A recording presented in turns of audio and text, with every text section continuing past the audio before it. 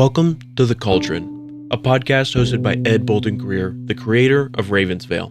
In each episode, Ed will have free-flowing conversations about horror, life, culture, and personal growth. Expect to hear from storytellers, authors, horror experts, life gurus, thought leaders, and influencers. The Cauldron is a place where concoctions of a lot of ideas are brewed down to potions that are sometimes important and useful, sometimes eccentric and bizarre, but always just what you need. The Cauldron podcast may contain explicit language and thematic elements not suitable for all audiences. Listener discretion is advised.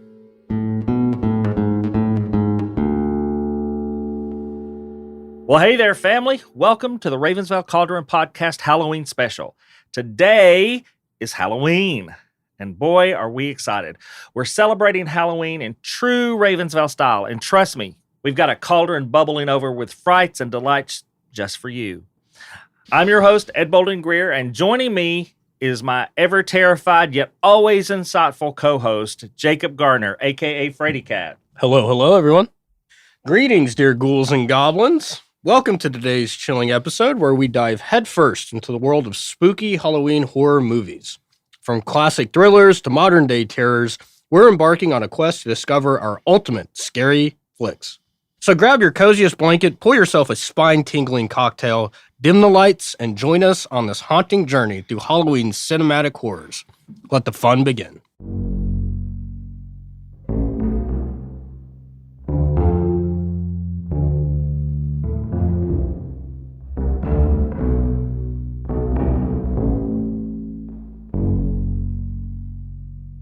Hey, Jacob. How you doing, man?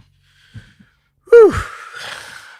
Feeling kind of bad from all of that candy we sampled yesterday. What? Yesterday you were talking about how, like, you were all about it. Like, you were, like... Bro, you saw me after we turned the mics off. Like, and you know... You're like, a little green under the gills, that's for sure. Dude, so, you know, I call my grandmother every day when I'm driving back home from work, right? And even through the phone, she could tell that something was off with me. She was like, Jacob, you don't sound very good. And I was like, yeah, I definitely don't sound good because I don't feel good. I ate more candy in that one sitting than I have probably in the entire months leading up to that episode combined. When I got home, my partner didn't work that day. So I walk in, I say hello to him, and then he was like, Jacob, you don't look very good. And I was like, yep, that's a common theme I keep hearing today. And he said, is there anything I can do to help you out? And I said, yeah, can you do me a favor? Get a glass of water and meet me in the guest bathroom. And I immediately walked in there and, like a scene out of The Exorcist, just projectile vomited all of that candy back up. And we did say we were making a sacrifice to the Halloween gods. And boy, did they get their penance from me that day. That was ridiculous. And, you know, I went home and I was just out of it.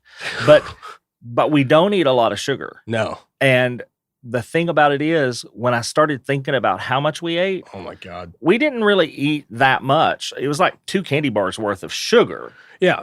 But it was spread out. I think it was mixing all the stuff more than it was the sugar. Oh, it was like a cocktail from hell. And like we were purposely, like, I don't know about you, but I was taking half bites just to get the flavor. Well, except for, you know, the banana. Yeah, the Banana Life Taffy and Almond Joy is pretty good. But, man, dude, that aside, it's Halloween, dude. It is Halloween. Happy Halloween to you. What are you guys doing tonight?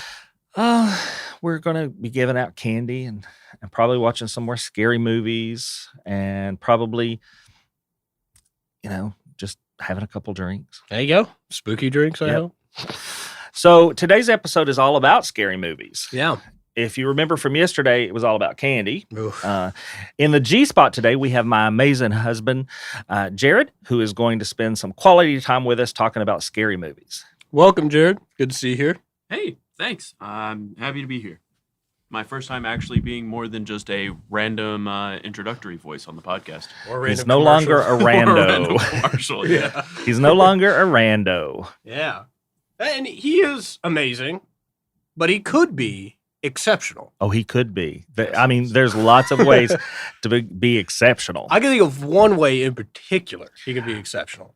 What is that, Jacob? Actually, 2 Jesus. reasons, and they're down the street, actually. Oh, you mean at that house that's all decorated with Halloween stuff? And you know what really puts an exclamation point on those decorations that they have? What makes it so amazing? Storage. Well, I think it has something to do with a certain set of decorations that they have. What are those, Jacob? Well, I'm glad you asked know it. me. I'm always wanting to do the most for Halloween. And I think we have our answer, actually, Okay. in the form of 2, count them 2, 13-foot skeletons. Jacob. And Jacob, they're you- welcoming you. I know, but you do know he won't let me get one 13-foot skeleton. Jeryd, all I challenge you to do is when you guys are leaving today, I'll find 39 feet worth of storage so you can put 3 fucking skeletons I'm in not a even- storage unit. I'm not even asking you to do that. Just go in front of that house and to quote the immortal words of Creed, those skeletons are standing there with arms wide open. Wide open. Yeah. Yeah. Okay. Okay. Yeah. So inviting. So, Jeryd, how are you doing today? I was doing good until a moment ago. Wait till you hear all the other episodes. I know, right? I've gotten plenty of reports. So, you guys, I just gonna say this. Yeah. I know we've been recording every day up to Halloween, Mm-hmm. but I still can't believe it's Halloween. I know. And I'm going to probably be depressed tomorrow. I'm telling you. Well, you could definitely feel fall is in the air. It's hit I won't hard. be depressed tomorrow because we got another event. Well, that's in 2 days. Yeah, But I you'll need a still day. get to put on costumes and have fun and do the whole thing. Well, that's true. And- It's like Halloween 2.0. 2.0. And one thing I've noticed, especially from some of these these cons and festivals that you and I go to all the time for the podcast, you can just be like most people. They celebrate Halloween year round, baby. We do. I've been trying to celebrate Halloween all year, and He puts a Halloween hat off just long enough to put a Santa hat on. true. And then, like, December 29th, we don't even get to New Year's. He's thinking about Halloween Halloween again. Yeah, that's true. Can I make a suggestion? When you guys get this skeleton, right? You guys can decorate it to match the season. That's exactly what I said. Thank you. So Uncle Sam had around Memorial Day, 4th of July, maybe Easter bunny ears and a basket full of eggs around I just have Easter. to find them to fit a 13-foot skeleton head. We can. Yeah, They make all kinds of just plain clothes. just for plain clothes. Tall and we Yeah. could. Well, It's going to be fun and games until a tornado comes and shoves it through our house. That would be the spookiest decoration of all. That'd be the You just leave it spookiest there. Okay. Put flashing So- around it. So we're here today really to talk about horror movies. Which I will tell the listeners too. I have watched more horror movies since meeting you and Jeryd than I ever have in the 29 years I've been on the planet.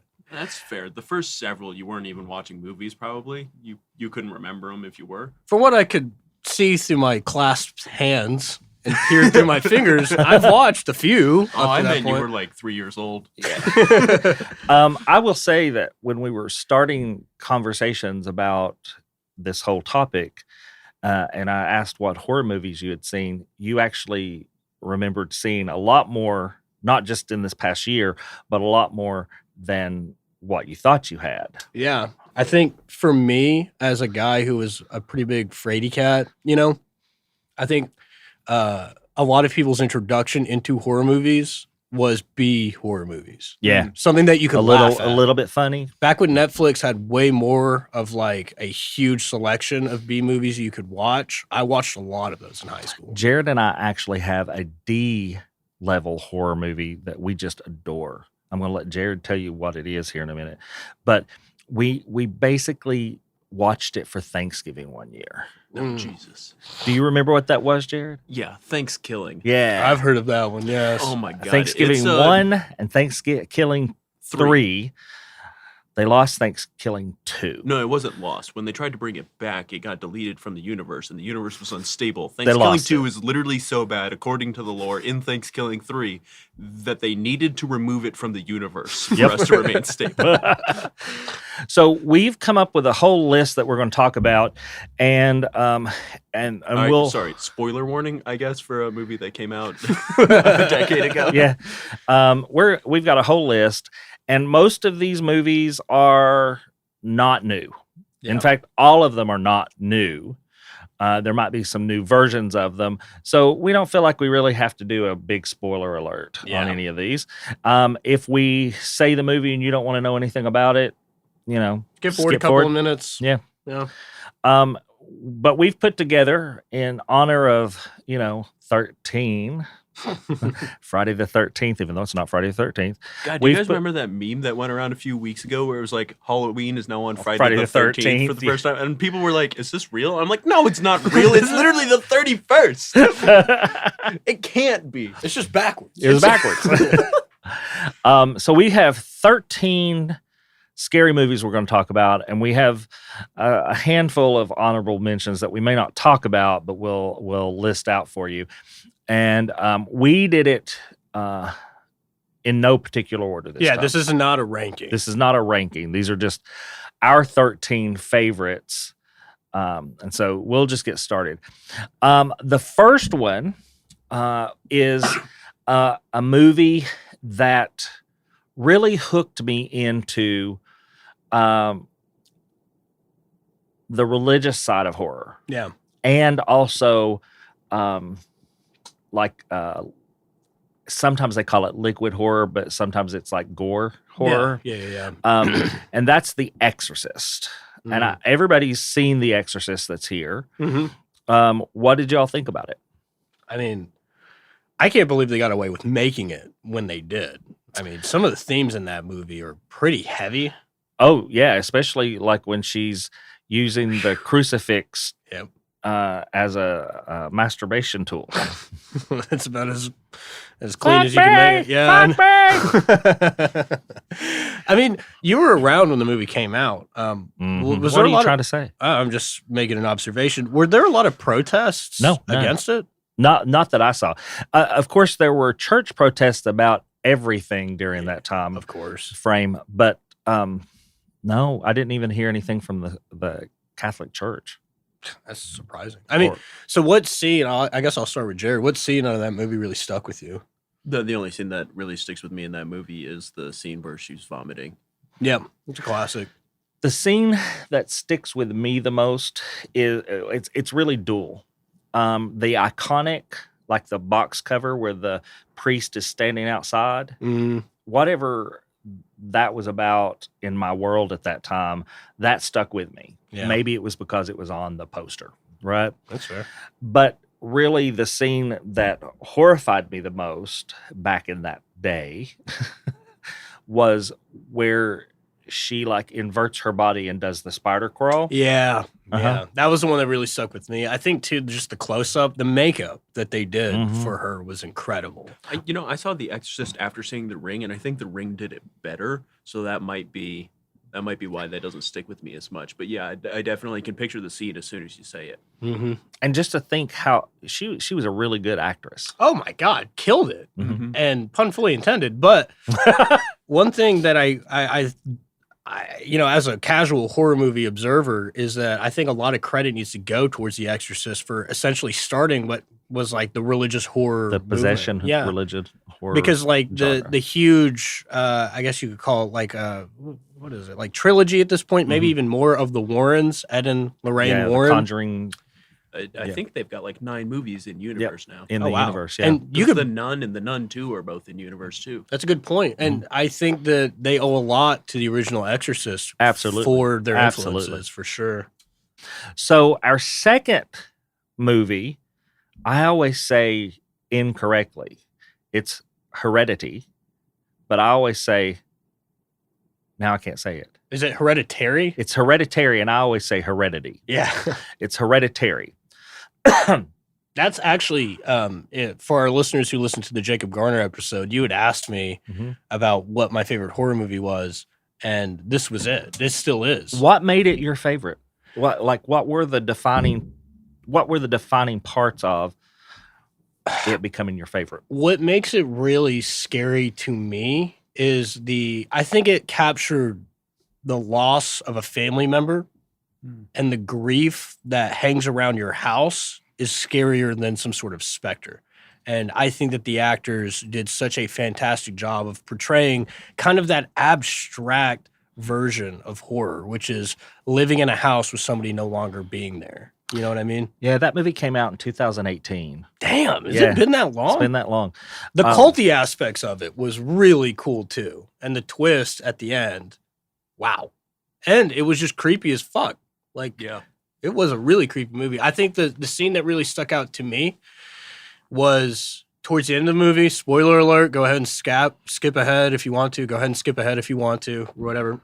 It's the scene of the headless body floating towards the treehouse. And it is, pun fully intended again, dead quiet.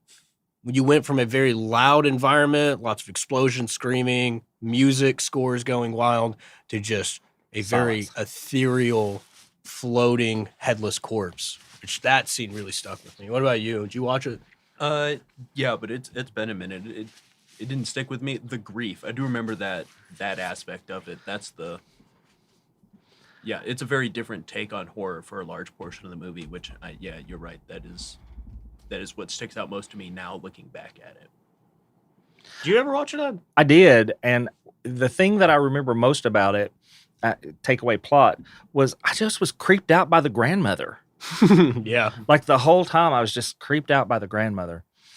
Our next movie, this flick was, I think, a little controversial when it came out because, there's controversy behind the Warrens. Yeah, and were they real, that whole thing. But The Conjuring was, I felt like it was a really amazing movie. Now, a lot of people did not think so. When it first came out, Rotten Tomato didn't give it very high ratings, but when I was doing some research, it is now on their top 10 horror movie list. Yeah. So I think it's because it tried to do some things that were just a little bit different. Well, I think it was a little before its time, too. Yeah. Because The Conjuring came out in 2013. Oh, and see, during that time period, and I know I'm going to sound like an amateur horror movie historian, but from what I can remember, around that time period, it was all about the jump scare. Mm-hmm. Oh, yeah. Absolutely. Absolutely. That's my least favorite part about the horror genre is how much it relies on a jump scare. I usually mark how good I think a movie was by the way it makes me feel without jump scares. Absolutely. And I think what made The Conjuring really good was that it did a very good job about actually building legitimate suspense, not just through a violin going really loud and then a big scare. That's pretty good. From what I can remember about The Conjuring, especially that iconic scene where they're walking around the house, I don't remember a musical score, which made the simple clap I think more there scary. was intermittent music there, but James Wan, the director, is so good at making things disappear into the background that feed into, like, there could have been that suspense music there, but everything that you were visualizing on that movie and that, that clap created that sense of, like, for me, it was dread. It was like, oh God, I know something's going to happen. I know this, And I think, like a lot of horror movies too, they stand on the shoulders of the giants that came before them. And even though Scream, an iconic horror movie, is basically a parody of horror movies, they did a very good job of having like Ghostface kind of crawling around in the background. And it was pretty subtle in some cases too. And The Conjuring kind of did that as well. The more I've rewatched that movie, the more you notice the subtleties that make it even creepier. Oh, which, yeah. to me, is an expert movie because if I'm watching the same movie as somebody else, they may have noticed something subtle in the background that scared them, but I didn't, you know? So Conjuring, fantastic. I don't know if I like some of the spin-offs that have branched off of that universe, but Oh, I'm pretty happy with those. I think I might have liked Conjuring 2 just as much as I liked Conjuring 1. Had a completely kind of different thing happening there. yeah. We won't go into it, but I will say it this way. It set the way for The Nun. Yeah. So, And The Nun was a good one, too. it was good. Yeah. Our next movie is The Shining. Jeryd, this is one of your favorite movies, isn't it? Yeah, absolutely. I watched this. This is probably the earliest entry in horror movies for me. Yeah, this Aside one from- came out in 1980. Yeah, just me personally, though, when I Yeah. was watching this movie, I was probably, I think Pan's Labyrinth was the only horror movie I'd seen before The Shining. Which, if you haven't seen Pan's Labyrinth, it's not listed in our list today, but that one's worth a watch too. It The is, Shining does a fantastic job. Setting aside Stanley Kubrick as a person, the man can direct. Yeah. Well, he gets a lot of bad rap, but let's all have a second of silence for Shelley Duvall. Oh, yeah. Oh, She yeah. passed away. Yeah, she passed away this past year, and people gave him, the director, grief over how he treated her, but she was a method actress, and she kind of wanted that. Like she encouraged the jump scares and things like that, even though it frightened her and but it put her into that nervous wife mode. Mm-hmm. And I think The Shining, Jack Nicholson did such a great job in transforming himself into the father. But one of the things that I think is so iconic is, number one, the bathroom scene, Yeah. Oh, yeah. right? Yeah. But number two, I think The that was the first twins. time I'd seen bare titties. Nice. but number two, as I was saying, is the twins, Yeah. Oh, yeah. and they've become memes. Oh, for sure. You know, Me and Zach, whenever we're walking around on cruise ships, because we go on a cruise just about every year, sometimes you dress twice the a year. same. Yeah, we dress very similar, but anybody that's been on a Walk very cruise ship, slowly and stand at the end of hallways. yeah, you've been on a cruise ship. Those hallways are long, and Mm-hmm. late at night, me and Zach are always walking side by side, looking pretty similar. And it's always funny watching people walk out of their suites and look down the hallway, and then you will see them go from a motion and then just freeze as they look and go, whoa, what am I looking at? It makes me and Zach laugh every time. Shout out to The Shining for making it funny, though. Yeah, I will tell you that one of the things that both of you know, I'm very cold natured. One of the things that really got me was Jack Nicholson outside in the snowstorm. Yeah. Oh, yeah. Yeah. When he's losing his shit in the hedge maze. Yeah, froze me through the whole movie. It was cold in the theater anyway. I was done by that time. I was just freezing. Our next movie is a movie that I think profoundly affected me. Yeah. Yeah. It was a 2017, Wow. How long? that long ago, movie, and it's kind of defined as a horror comedy. Mm. The movie title is Get Out. Love And it was horrible. it. Yeah. And I'm going to say, for me, throughout the movie, I could not decide if he was going to survive, Mm-hmm. because it didn't, horror movies don't always turn out the way you want them to, right? Or the way your brain thinks they should. Mm-hmm. So I wasn't sure until the very end, like it wasn't predictive for me. Mm. Well, hey there, family. This is Melanie Alexander, the merchandising manager for the Ravens Vail Podcast Network. Would it support you or your family to make additional income without having to leave your job, buy inventory, build a team underneath you, or invest significant money up front? I have been listening to so many of you who need this type of relief in your lives without taking you away from your personal life and families even more than you already are. So I came up with a solution. I'm launching a new company, Creating Goodness, and are recruiting those who share a heart for supporting locally made and ethically sourced products. You'll be so excited to learn who our local vendors are. With a simple app on your phone and marketing materials provided for you, you will be set up for success to share this curated virtual gift shop with your friends, family, clients, church members, and anyone in your sphere of influence. They get to enter and exit through the gift shop that lives on your phone. You don't have to carry any inventory. You don't have to deal with shipping. We are not an MLM, so no building a team underneath you. All you do is share our carefully selected products with the people you care about, and you will get paid. You will also be supporting local small business owners who share the same values that we do about creating goodness in our world.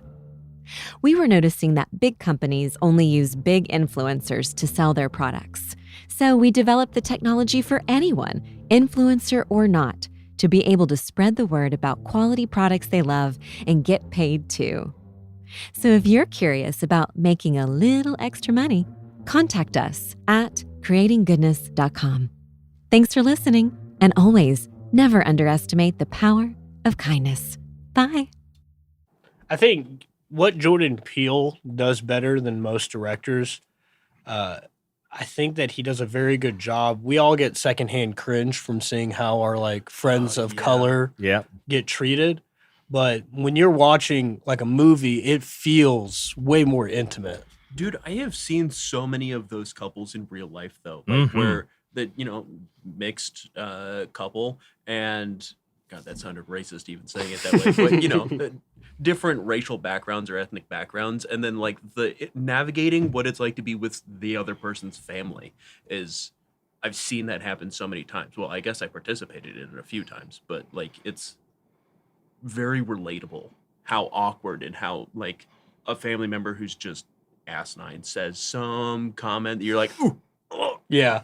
And I think that's something that Jordan Peele, what makes him such a master at being a director of horror movies is one, the dude is funny as a motherfucker. And I think people that are naturally that funny and understand how comedy works knows exactly how to turn it on its head and make it the exact opposite. Well, I mean, he came back after making that movie 2 years later in 2019 and made Us, which was horrifying. Yeah. And then in 2022, he made Nope, or released, not necessarily made, but released Nope. And if you haven't seen Nope, Best alien movie. movie. Hands down. So, and when you're watching that movie and you're like, this isn't an alien movie, you just wait for it. Yeah, just wait for it. It'll be there. Our next movie was not my top pick. Yeah. It's a good movie, but there's so much more they could have done in this movie. But this movie has become iconic. In fact, when we were at CreepyCon this year, there was a younger girl who was dressed up as the main character in this, the main horror character in this, for the children's. Wait, maybe I'm wrong. No, it was the children's costume contest. Yeah. It was the children's costume contest, yeah. But the movie The Ring was... It just wasn't my favorite. I get that. It pulls a lot of influence from its Japanese counterpart, which there's two separate versions of these movies. One is in Japan and one is the U.S. based, and apparently they're worth watching separately for their own value. But Japanese horror is very different than American horror for large parts of it. Yep. And so like some of those story beats that don't hit quite right for an American audience are because it's originally a Japanese story. And I think that they could have interpreted it differently and it would have been a bigger hit here. It was a great hit. But here, I'm going to shock both of you. This movie came out in 2002. That actually doesn't surprise me. That surprises me. I remember the phones. I just recently The cell phones. I just recently watched it, probably about 6 months ago. I had watched the original one. I think the translation was something like Sadako Yamanura. And it's about is it pronounced Onryo, what an angry spirit is in Japanese? So. Yeah, it's about an Onryo that was drowned, which is a common theme in a lot of Japanese, like kind of horror stories and stuff like that. And yes, Jeryd is right. There's a lot of themes to it that it may be stereotypical, but it culturally made more sense in Japan. Part of the aspect of Sadako Yamanura, I believe is how it was pronounced, was that there was this sense of dread because the main character was having his work life disrupted by this ghost. And I thought was an interesting take that wouldn't have landed well in America, I don't think. No, and I think that's why this one didn't hit with me as it. I think it was a great concept, and if it had been, instead of just reimagined, if it had been rewritten for a American audience or even British audience, I think it would have done better for me. The scene of the static and then cutting to like these weird stills Yeah. as they get closer to the screen. That's the scene that really stuck with me as they slowly get closer. Not as they're crawling out of the screen, but you know that it's probably about to happen. I love that. Yep. So I think it's a good movie, but it wasn't the greatest movie. Now, the next movie I think was scary. I think, Jeryd, when we were watching it, I actually jumped at a couple of times, which is unusual for me. Yeah. Not only does this movie have like some legitimately good jump scares, and again, that's not my favorite aspect. I actually hated this movie because of the way it made me feel. It is such a good horror movie. Yep. I'm gonna be real honest though. Like, if you have any trauma surrounding family members or Mhm. being in isolation, this movie is gonna trigger you. Yeah. I had to watch like I think it was Adventure Time We for like watched 2 Adventure Time, hours yeah. in order to recover enough to go to sleep because I was Jesus. I was so emotionally bound up after watching this movie. I think we watched it with Paul. I think so. So this is one of the most recent releases that we have on the list. Uh-huh. It's a 2020 release. It did not receive a rating, by the way. Oh yeah, I think it's only on Amazon. Yeah, it's called The Dark and the Wicked. Yeah, I've never heard of it. And I'm just going to say some of the sheep scenes Oh yeah, fucked up. were fucked up. Mm. Like, I encourage you to watch it. I probably will. Yeah, it's worth the watch. It was really disturbing. And I don't think that you'll have nightmares over it because it's not going to be like a scene at your house. Mm-hmm. But it was fucked up. And And you may not want to watch it with one of your partners. you probably want to watch it with one of your partners, but not the other. Yeah, that's fair. Okay. Thanks for the heads up. Yeah. This movie was originally released in 1990, and it was reimagined in 2017. The movie It was for people who are scared of clowns. Probably the scariest movie they could have made. I loved it. I loved it too. I loved the 1990s version, which I think was actually made for TV, wasn't it? It was a 2-part TV special. I'm not sure. At least I remember hearing that. And then the second one, the remake with It Part 1 and It Part 2 with Bill Hader and Bill Skarsgård, so phenomenal. Both versions. Loved them both. Okay, real quick, I'm going to get your guys' opinion. Tim Curry or Skarsgård? Tim Curry. Tim Curry's an absolute legend. Yeah. I feel like I'm betraying the universe if I say anything otherwise. Yeah. But Bill Skarsgård does a damn good job. He did. does. Damn He good does. He job. gets his flowers for sure. Yeah, he deserves. I can't make that choice. I was going to say Tim Curry because I love Tim Curry, but I'm just going to give them both equal props because the character they created was essentially the same and totally different.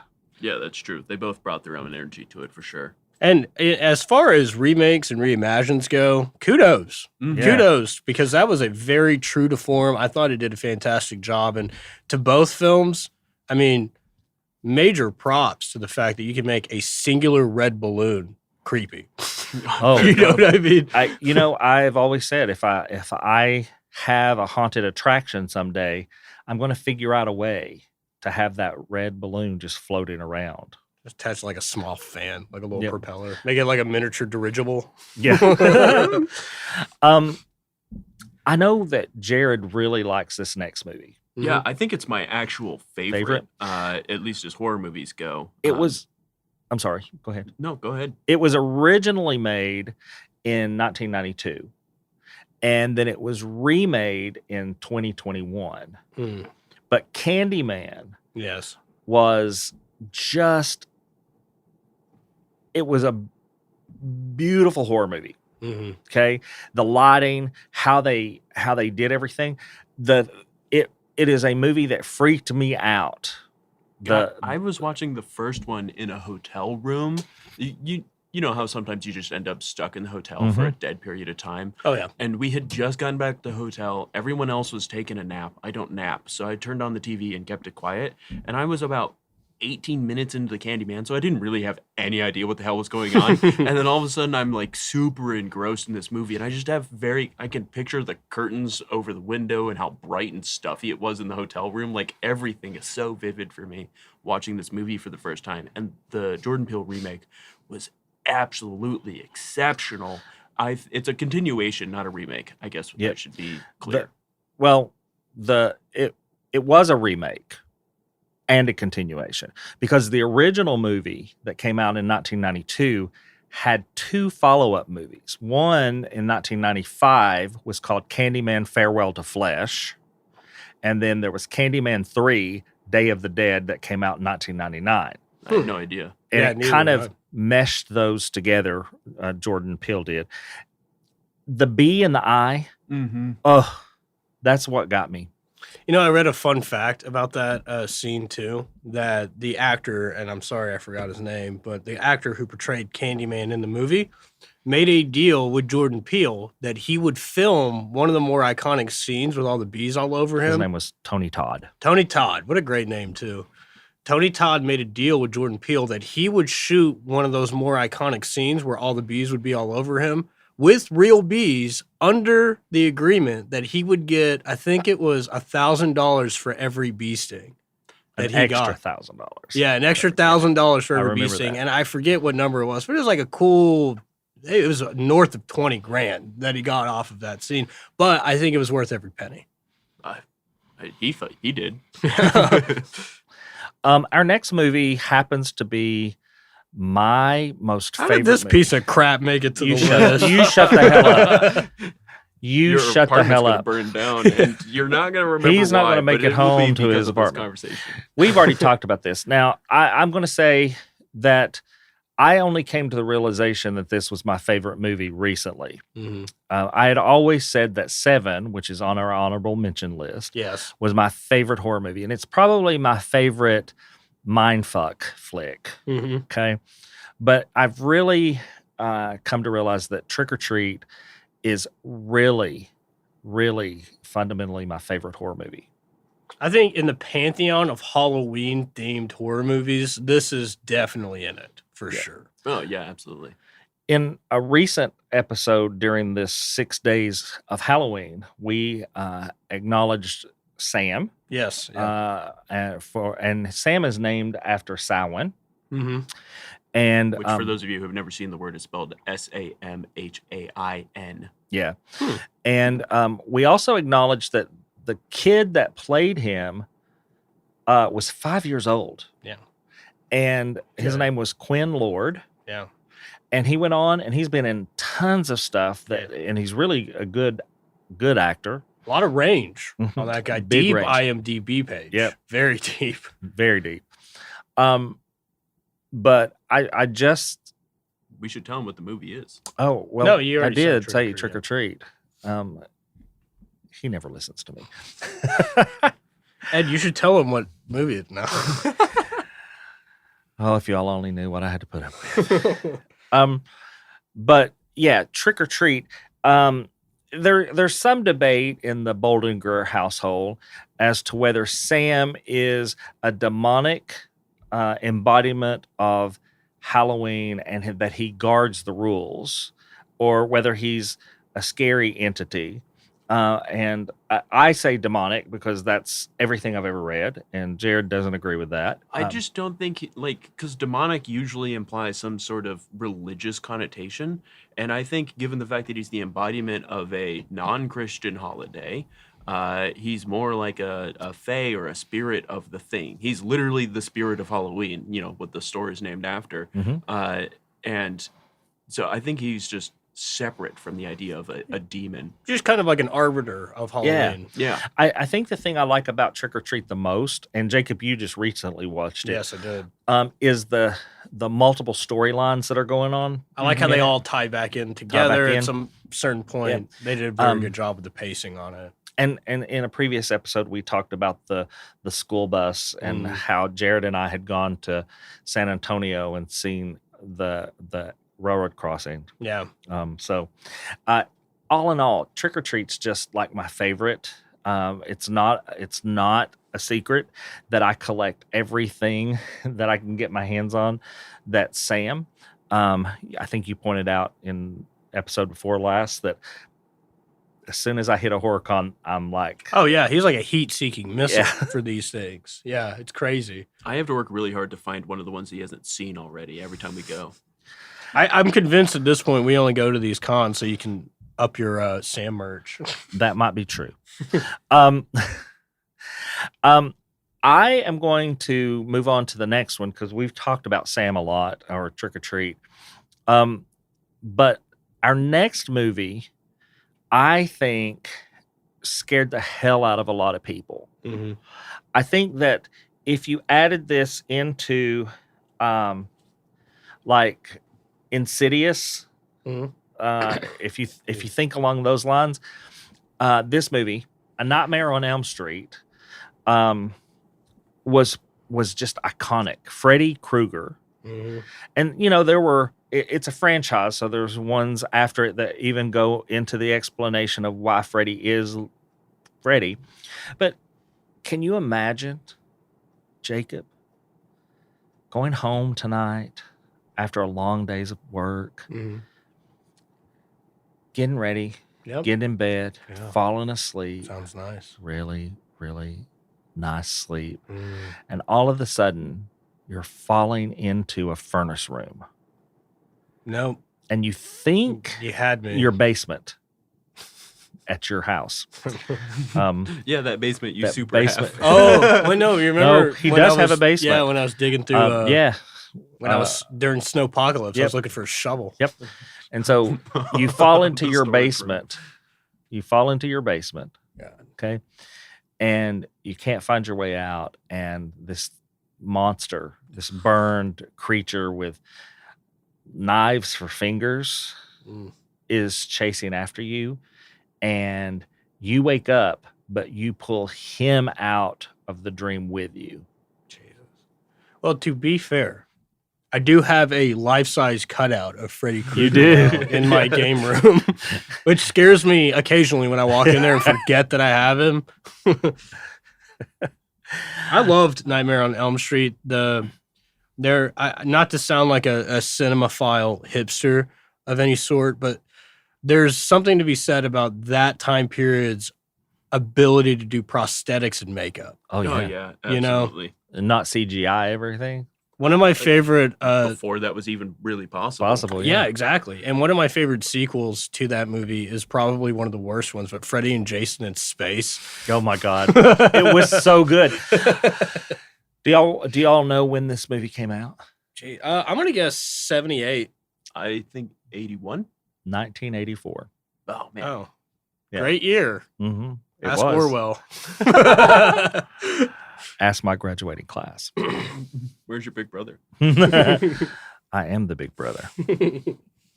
Our next movie, I'm going to say the entire franchise has always disturbed and frightened me, but also I'm just very attracted to it. It's Hellraiser. Yes, I dated a girl who was really into that sort of like gore and body horror type of genre of film, and I sat down and watched it for the first time probably about a year ago. Again, similar to The Exorcist, I don't know how the fuck they got away with making that movie at the time period that they made. I get that the 80s was really pushing a lot in what we saw in media, and we were kind of like taking off the shackles of like imposed moralism from the 60s and 70s in our media.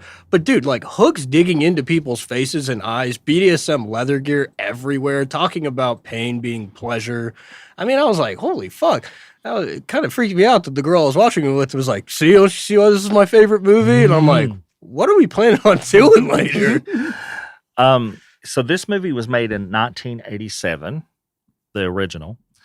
And I'm going to say Jeryd and I were in Nashville at the Nashville Horror Fest, and we bought the box.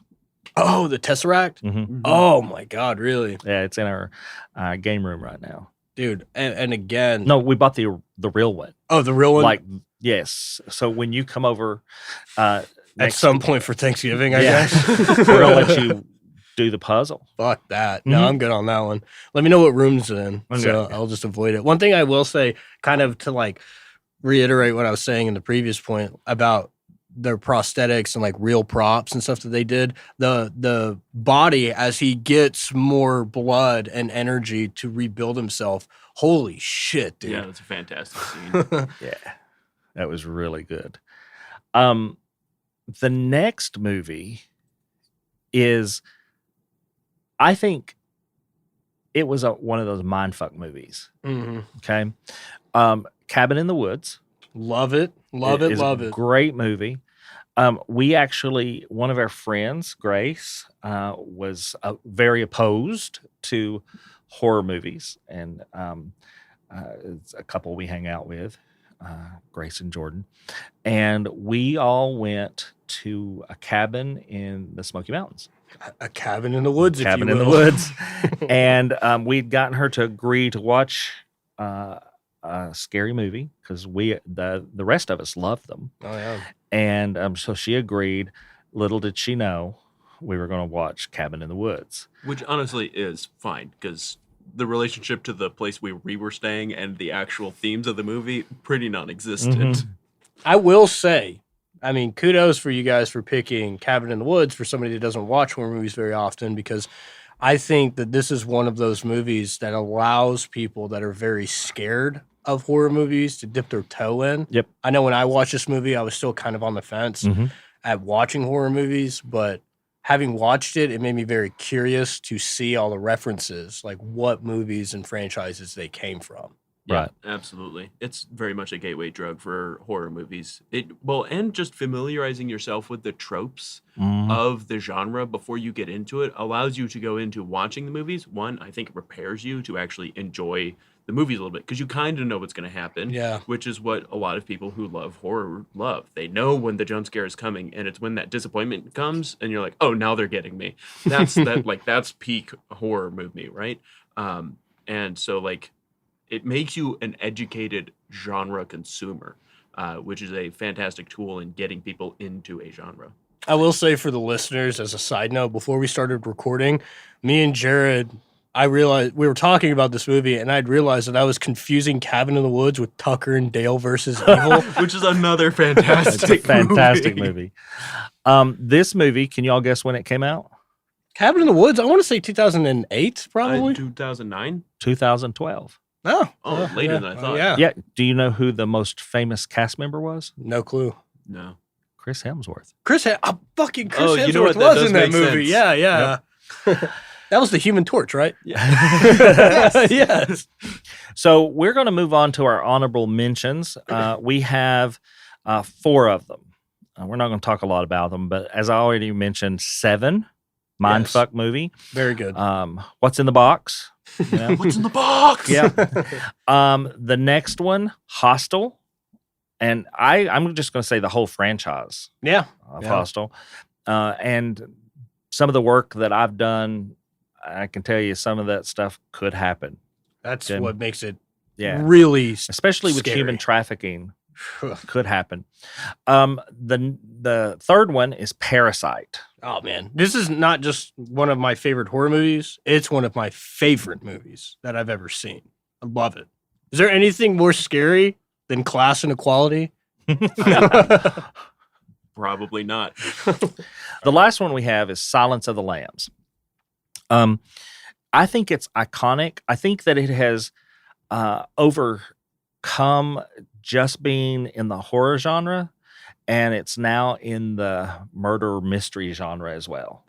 And hell, it's even made itself into the political sphere Oh, yeah. for whatever fucking reason. Yeah. So one of the crazy things about this movie is that horror as a genre had become hack and slash, gore fest. It was no longer a serious genre at this time.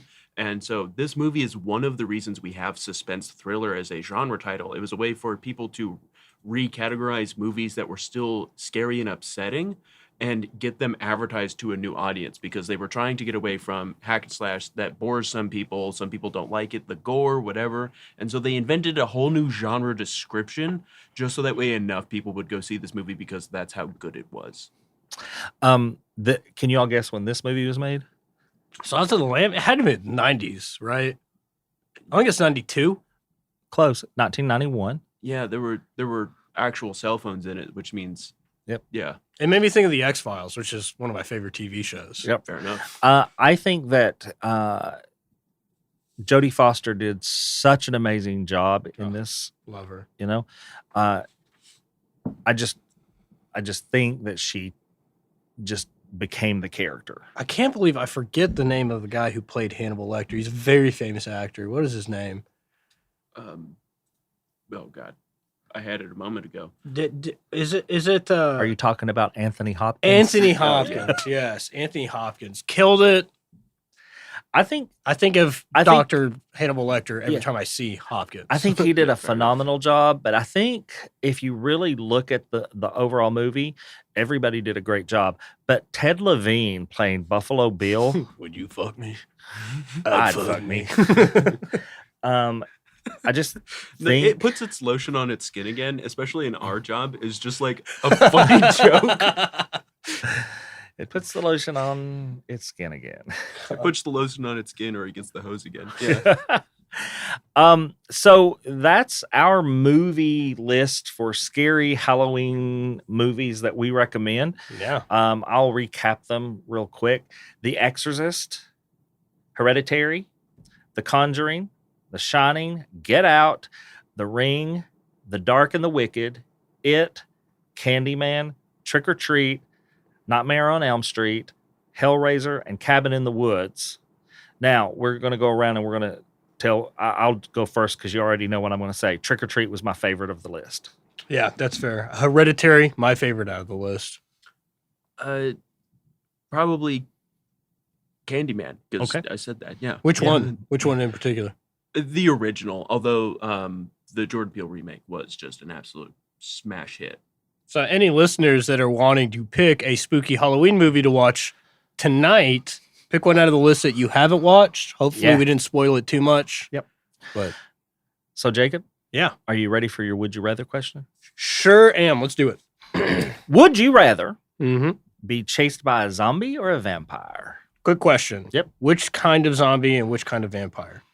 We talking 30 Days of Night vampire? We Yes. talking 28 weeks later vampire? We're Or talking 28 days later zombie? We're talking about those are very kind of similar vampires, if you will, Mhm. compared to the sparkly kind. Oh, okay. So we're talking about horrific vampires. And zombies, they want to eat your brain. Are they fast or slow? They're slow. I think I would go just in terms of what I think I could kill, zombie for sure. Okay. All right, I got one for you. You're all submissions, though, and zombies don't care. Would you rather read your own eulogy aloud or have to write the eulogy for your worst enemy? I'd rather write the eulogy for my worst enemy. That way I didn't have to worry about him. No, I'm just joking. I don't think I would want to read my own eulogy. So even though I was joking earlier, I would probably want to write the eulogy for my worst enemy. And Here's the question. Yeah. Would you make it a positive or a negative eulogy? I think I would make it truthful. Shit. Well, yeah, no, I think in order to actually take a real swing at this question, take it on its face Mhm. value, you have to write a meaningful eulogy. Yeah, but that's what I'm saying. I think that I would make it a truthful. I don't know who this would be, first of all, but I would make it a truthful eulogy. It's a guy named Chad. I've found that the more truthful you are in a eulogy, the more meaningful it is. Because I wouldn't be doing this for them because they're dead. I'd be doing it for their loved ones who I don't want to see hurt. That's a good point. So That's respectable. That's a respectable answer. Also, it's not really a Chad, to be clear. Sorry to the Chads in the audience. Sorry to the Chads in the audience. so Jeryd, we've got one for you. You ready? Yeah. Go ahead. So here it is. Would you rather find a doll that comes alive at night or discover a hidden room in your house with a mysterious past? As soon as you said a doll that comes alive at night, and obviously Chucky is sort of the intention here, but I was really hoping it'd be like Rexy from Toy Story. Oh, yeah, that'd be cool. Yeah, that'd be cool. I think it's going to be more like Annabelle. But yeah, also upsetting. So I would prefer a mysterious room, especially in our house, because We could use I an would, extra I could room. use an extra room. It would have to be straight down. It's like under the washer and dryer, I guess. Like, I Yeah. have no idea. But that would honestly be real convenient. And as long as it's not like just full of wet blood, We could whatever clean it up. happened We could there is clean not it my up. problem. Yeah, dried blood. Yeah, but wet blood. Wet no. blood, no. Dry blood, I don't even feel like I have to report that to police. Yeah, I haven't done it. Hey, Ed, you Yeah. ready for a dad joke? Absolutely. And All right. it's Halloween, so Well, give me a treat. Speaking of treat, I got this one off of a Laffy Taffy wrapper. Oh, Right? yesterday. It was pretty damn good. Yeah. Did oh, you yeah. find it? Yeah. All right. How do potatoes reconcile? They hash it out. Oh, I was going to say something about smashing, but that's pretty good. That's pretty good. That's better. Yeah. I don't think they'll print that one on a Laffy Taffy wrapper, though. Hey, Jeryd, Yeah. any last words? Thanks for having me on the podcast. Is more than just an introductory voice and a closer to the episodes. Well, we really it took 2 seasons, but here I Yeah, am. here you are, finally. we really appreciate you being here. It's been fun. We'll have you back again. Yeah. Um, I routinely forgot that we were actually recording a podcast. Yeah. This is just like a normal conversation we It have with was. each other. That wraps up this episode and our Halloween special. We hope you enjoyed diving into the spine-tingling world of horror movies with us. As the veil between worlds is at its thinnest tonight, stay vigilant and sharp. Who knows what phantoms may wander your way. A colossal thank you to all of our listeners. May tonight be filled with more treats than tricks, and may the chilling tales we shared linger in your minds. Until next time, stay spooky, stay safe, and keep the spirit of Halloween alive in your hearts. Now, family, you adults have a few chores to do. Go on over to ravensvail.com and see about doing your chores on social media. Follow us on all the social media platforms that we've made available just for you folks. Like, listen, subscribe, and follow wherever you listen to podcasts. And if you don't mind, please leave us a good rating and a kind comment. You can find the Ravens Vail Cauldron Podcast on your favorite podcast platform. Just search for the Ravens Vail Cauldron Podcast and make sure you hit that follow button to stay up to date with our latest episodes. Oh, and tell your friends and family about us, won't you? Until next year, family, happy Halloween! The Ravens Vail Cauldron is a production of Small Raven Media. Today's episode was hosted by Ed Bolden-Greer with co-host Jacob Garner. Audio engineering and sound design by Nick Devan at Nicky D Sound. Copyrighted 2024, Small Raven Media. All rights reserved.